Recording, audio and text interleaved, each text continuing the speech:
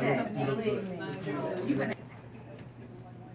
chair of the Black Political Empowerment Project, we sent this afternoon,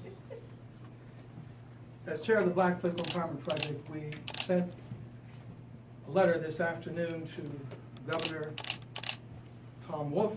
We also CC'd Honorary Judge Kimberly Berkeley Clark, Honorable Richard Fitzgerald, Honorable Bill Peduto, Honorable Ed Gainey, Honorable Jake Wheatley, and Honorable Jay Costa regarding the issue of diversity in the courts. At our last Black Political Empowerment Project meeting, we talked about the relative absence of African Americans on our courts here in Allegheny County and throughout the state of the Commonwealth of Pennsylvania as well. This is the letter that the Governor's office received in the last hour. First, let me thank you for all the great work you've done on behalf of the citizens of the Commonwealth over your years in elected office. As chairman and CEO of the Black Political Empowerment Project, B-Pep, and the co-convener of the Greater Pittsburgh Coalition Against Violence, it's been my life's mission to assure African Americans vote in each and every election, and that those in elected and appointed offices meet the needs, aspirations, and concerns of our community. We believe that in order for our Commonwealth to truly live up to the principles on which it was founded, the makeup of what some people might call its most crucial branch must be truly representative of those who most commonly appear before it. As you may or may not be aware, there are 43 judges who sit on the Allegheny County bench, yet only 3 of those judges are African American, and not one of them preside in criminal court, despite the overwhelming number of African Americans who come before that same court on a daily basis. The sad news is that the current number of African American judges who sit on the common pleas court bench is significantly less than the 7 African American judges who were on the bench in Allegheny County in the 1970s. We view this fact as a sad statement on the commitment of both major political parties that advocate for true justice in our local courts in terms of who sits behind those benches. We've actually regressed over the years with regard to the goal for which many of us advocate, that being fair representation of African Americans on the bench. We understand that Allegheny County Court of Common Pleas Judge Mary Jo McDaniels retired this past January 31st, 2019, thus leaving a vacancy. Donna Jo, sorry. We understand that you have the authority to appoint her replacement on the court. We ask that you take this opportunity to be on the right side of history and turn the historical tide of a lack of diversity on the Allegheny County Court of Common Pleas by appointing an African American for this important seat. One such candidate you may give special attention to is Rosemary Crawford, Esquire, to fill the vacancy caused by the departure of Donna Jo McDaniels. Ms. Crawford's credentials are already established, which should allow you to speed your decision. Ms. Crawford is an African American woman who was highly recommended by Allegheny County Bar Association in 2013, was also endorsed by the Pittsburgh Post-Gazette, the Tribune Review, and the New Pittsburgh Courier in that same year. We feel that Ms. Crawford will be very qualified, a qualified jurist, and will be a fair and impartial jurist. This is Ms. Crawford, who's here with us tonight. It's important to note that there has not been any African-American woman appointed or elected since the now president judge of Allegheny County Court of Common Pleas, the Honorable Kimberly Clark. We're also strongly recommending that both major parties and that you use your influence as the governor of our Commonwealth to support the nomination of an African-American candidate by both the Democratic and the Republican Party for the very next seat that will be up for election in any future election cycle for the Court of Common Pleas. Unfortunately, this is important to note, unfortunately, the Democratic Party of Allegheny County missed a great opportunity to do so during its nomination process, which took place on Sunday, March 10th, 2019. This relative absence of blacks on the courts must be corrected, and as quickly as possible. Statewide, there also remains a dearth of African Americans elected to judicial seats throughout the Commonwealth of Pennsylvania. And we ask that you use your influence to help correct that problem as well. You have a clear opportunity to help correct the imbalance which has existed far too long in Allegheny County, and to hopefully correct this dearth of racial equity in the courts throughout our Commonwealth. I look forward to your immediate attention to these very important matters. Tim Stevens, Chairman, CEO of the Black Political Empowerment Project, co-convener of the Greater Pittsburgh Coalition Against Violence. We have with us Joy Maxberry Wooddruff and representatives of African American Women for Political Change, and she will share her thoughts on this important matter. Thank you. Again, I am Joy Maxberry Wooddruff, President of African American Women for Political Change, who did not know that she was speaking today. But thank you very much for coming. This is very important. This is very, very important. I know the dearth of the lack of African American judges on the bench firsthand. I know the problem that it creates.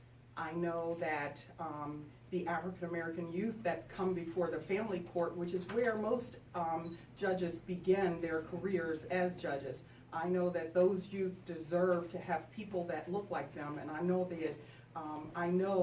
that it's very, not advantageous, but very needed for them to be among people that look like them, and to be comfortable, and to hear from people that say to them, you have great potential, because they believe it. You have great potential to do well in this city, in your communities, in your schools.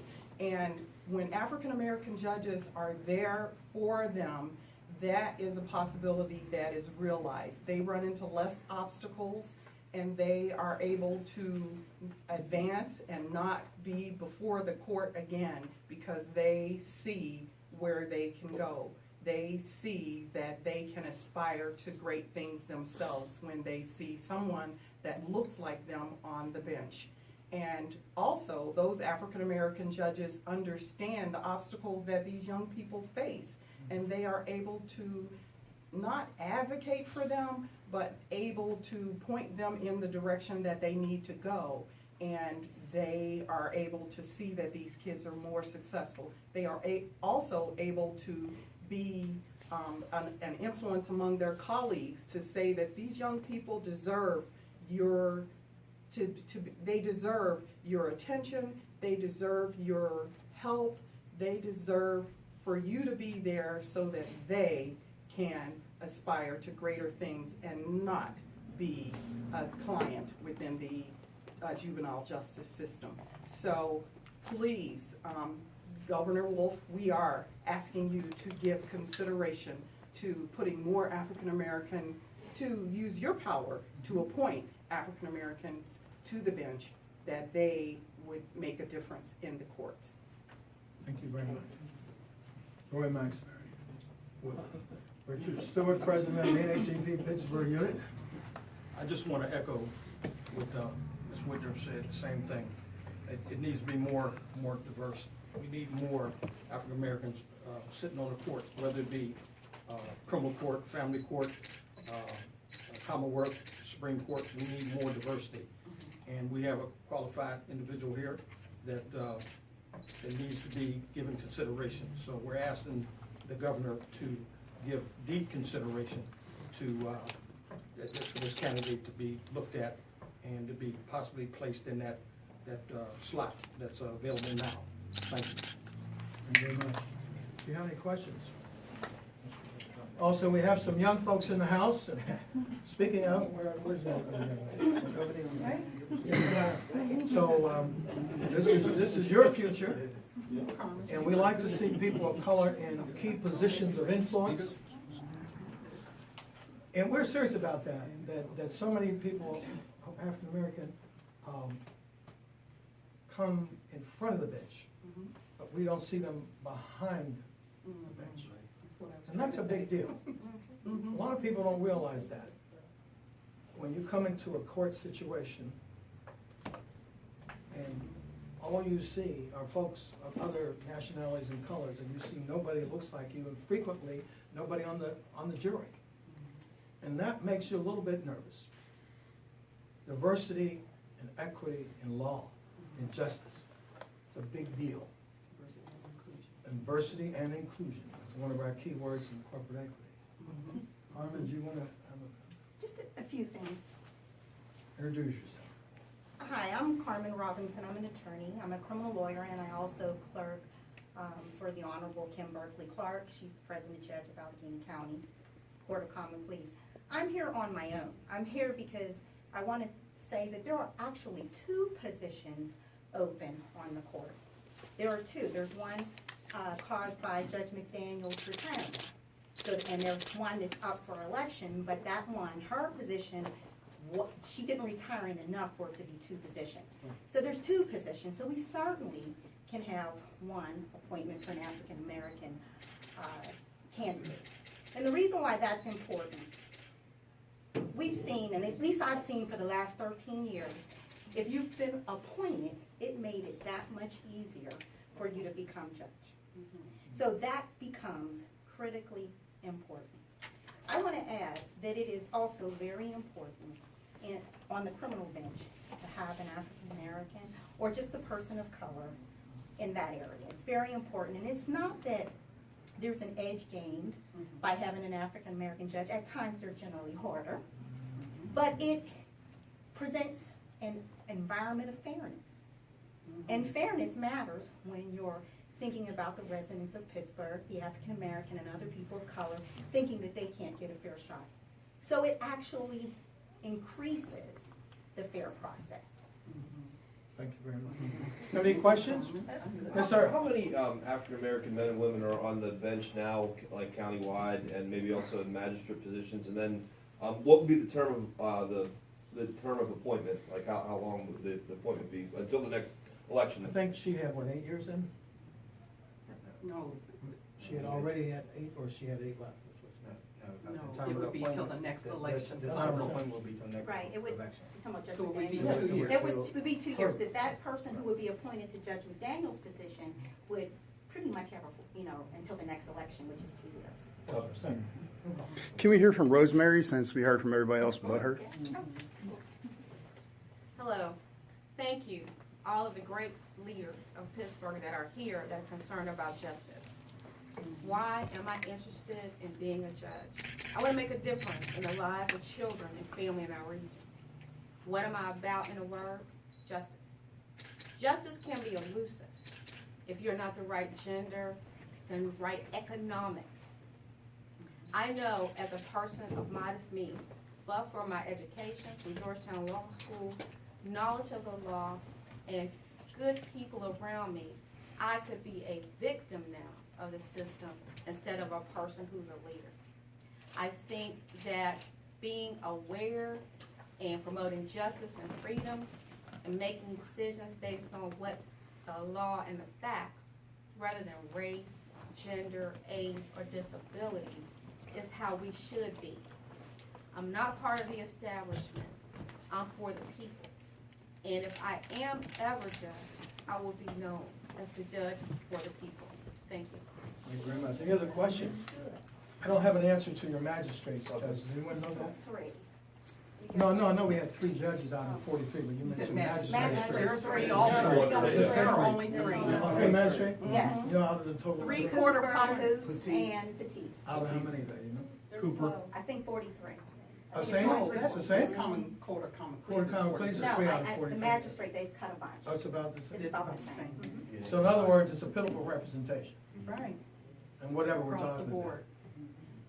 And when I was NAACP president back in the day, and as executive director of the NAACP even before that, we advocated for more blacks in the jury. And there were some specific efforts taken for a while. I don't know where that status is of that. That's something that we need to look at again. But often, an African American will come to court and see nobody who looks like him or her on the jury. And that's not a good thing either. Let's be honest, we all come to the table with our own perspectives, our own filters of life, which influence how we see things. People can see the same reality from a different perspective. And that's why race and ethnicity is so important. We had a meeting here today on corporate equity inclusion in terms of jobs, in terms of contracting. It affects us all, and it affects the conditions and atmosphere of our community in which we live. It affects the atmosphere, it affects the psychology of the community, that people feel they have a chance for law and justice. They have a chance for employment at high levels. And they have a chance to succeed in society in whichever way they wish. That's what we see.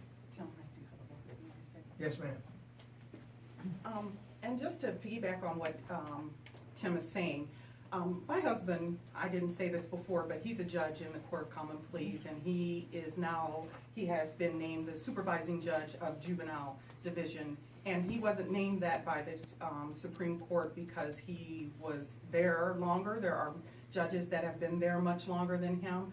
He has been named that because he has been very effective. He is an African-American judge, and the young people do look up to him. They look up to Kim Berkeley Clark, Judge Kim Berkeley Clark, because those 2 judges put in the extra time. They have been able to get their colleagues to listen to the things that they think are important in dealing with young people, and they've been able to influence those young people to go on the right track. And it is literally amazing to see the way the young people look at them when they're in their courtrooms. I will tell you that as far as Judge Wooddruff is concerned, when Judge Wooddruff is before the court, when he's behind the bench, young people will come in with their little militant attitudes, but as soon as he starts talking to them and tells them that he knows the potential that they have, that he knows they've done something that has put them before that court, but that he's asked those caseworkers, tell me something positive about this young person. And once he finds out about their something that they aspire to do or something that they're doing in school that's positive, he makes sure that he says that to them. He says, so I see you're a good writer. Well, there are so many things that you can do with that. You have great potential. And he finds the right places. He visits all the different placement facilities. Not just him, he makes sure that he gets the other judges to go along, and him and Judge Kim Berkeley Clark have been just a dynamo pair together, and they have worked together to the advancement of the young people that come before them.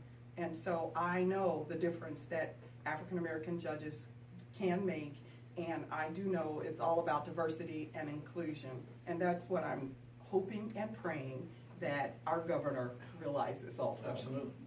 And we're very proud of the fact that Kim Berkeley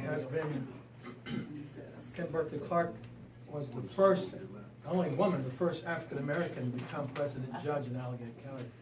And I heard her a few weeks ago at an event said, I'm proud of that, but I'm also sad in a way that it took this long for the first African American to become president judge. And let's be honest, the president judge helps influence the direction and philosophy of the court. And then she'll be a plus. So that's important. Any other questions? I had a question. With the upcoming, you mentioned the jury.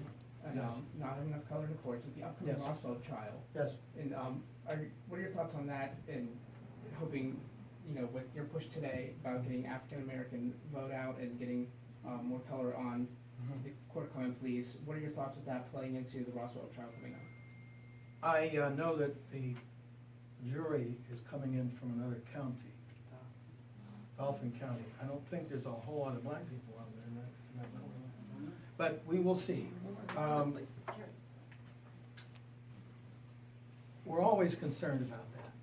And that case, of course, is one that troubled many of us, caused a number of actions on the part of our community.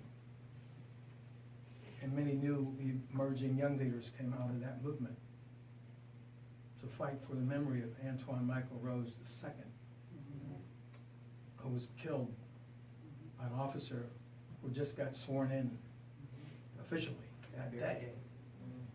I sat with a deputy sheriff in the courtyard a few months ago. He had been on the force, I believe, it was over 30 years, or 35. He said he's pulled his gun a few times. He never has used it in about 35 years. Yet this young man felt the need to stand behind a vehicle and kill a young teenager who was running away. His life was not in danger. But this young man will never see another holiday. His family will not see them or him on another holiday. There's justice in all directions on policies and procedures. That's why we've been working. We're about to unveil something else that we've been dealing with police departments in the region, which we'll be unveiling soon, which will assist in the interactions between the police and the community. We have to fix this in all directions. We have to fix how officers are trained, how they're sensitized, so they don't look at every young black male as a potential criminal. Because if he looked at Antoine Michael Rose II, maybe as a white kid running away, I still wonder, we don't know, would he have acted the same way? So there's these attitudes, and race has become such a big deal. It's always been a big deal in America. In the last few years, it seems like it's even becoming a bigger deal. That's why diversity is even more important. So you bring people from different angles of life and races and ethnicities so that we can share how we see life and do something about it to bring justice. Yes, sir. Out of the 43 judges in the Court of Common Pleas, how many are elected and how many are appointed? I do not know the answer to that. They're all All of elected them right are now. elected. In the end, they're elected. So, They may be appointed for a short Temporary. interim period. so how do we get more African Americans to apply for the job They to, have, or they have. Like I said, they had a or chance get yesterday elected? to appoint, to nominate. The Democratic Party. And let's be honest, most black folks are Democrats, but sometimes the Democrats don't act that way. We are much more loyal to the Democratic Party than the Democrats are to black people, in my humble opinion. And We've been the most loyal people in America. for the magistrate Black folks are judges, much loyal to the Democratic for the Party. magistrate judges, do you know how many African Americans were running for those positions in the last election? And when is Which the, one? in the magistrate? I How, do not know how many elected? You said. yeah, how many African Americans were running for those positions? I do not. Generally, in the magistrate districts, it's by neighborhoods. So usually, if a black neighborhood may get a black magistrate, so when you're running, you're often running against the already incumbent black magistrate. In terms of the common pleas, we've always had like two or three at the same time. I think we had one other candidate that sought out the Democratic nomination and didn't get it. So how do we get more African Americans to run for magistrate judge anywhere in the I county? don't feel that that's the problem. If you're not gonna get endorsed by the Democratic committee, it is an uphill battle. It means that you have to raise a lot of money. which is difficult for an African-American candidate. It just is. We have to work, most of us, we have to work the jobs that we have and campaign. And as a judge candidate, you're not supposed to be the one that asks for the money. Your committee has to ask. And generally, we do not have the paid staff, the professional paid staff, you know, those professional fundraisers to do that. So really, that's the issue. And we have to get our Black Democratic committee men and women to vote for the black candidates and not necessarily vote with the party. Anything else? And I just want to say that, you know, in that process, as far as the Democratic committee is concerned, you know, we have to start, the committee needs to start, you know, walking the walk instead of just talking the talk. You know, we have these candidates that are very qualified, you know, such as Rosemary. Rosemary has to be one of, if not the most qualified judicial candidate that I've ever, you know, met my entire life across the country. So we have to have a party that is representative of the people and does what the people want, not what the special interest in the party wants. Who are you and what is your position? I'm William Anderson. I'm a member of B-Pep. So thank you very much. And we'll see you the next time.